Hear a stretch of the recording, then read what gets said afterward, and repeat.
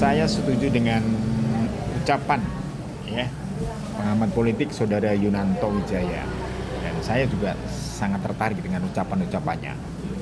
Masuk akal, bisa diterima oleh seluruh masyarakat.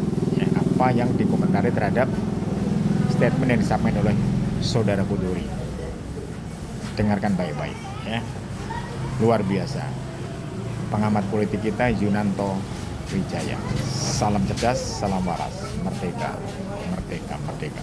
Ya, pertama saya mau kritik keras ya pernyataan dari Bang Kodari. Saya gak kaget nih dokter politik menerjemahkan kontrak politik, lalu kemudian ketika ini adalah bagian dari program pemerintahan terpilih, lalu tidak ada ruang negosiasi dikarenakan ini adalah program dari Pak Prabowo. Ya, saya tambahkan ya, mengutip dari Bang Kodari, jangan hanya melihat diri Anda sendiri yang menolak MBG. Artinya jangan hanya melihat diri Anda sendiri, hai para pengkritik, lihatlah 90 juta masyarakat Indonesia yang memilih Pak Prabowo. Poin saya adalah ini harus dikritik keras karena yang tidak ada ruang negosiasi dan tidak boleh dirubah adalah ketika presiden atau wakil presiden terpilih melakukan tindakan tercela, melanggar undang-undang misalnya terlibat dalam perilaku korupsi.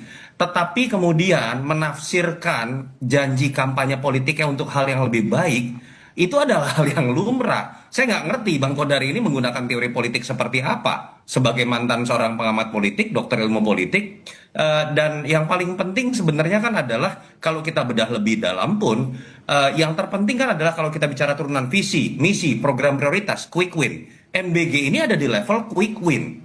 Yang paling penting kan adalah bagaimana menerjemahkan program-programnya, termasuk MBG, untuk bisa mencapai apa yang disebut dengan astacitanya Pak Prabowo. Yang sesuai kalau kita bicara astacita, poin nomor 4 terkait pengembangan sumber daya manusia, atau poin nomor 6 terkait dengan pemberdayaan ekonomi di desa-desa misalnya.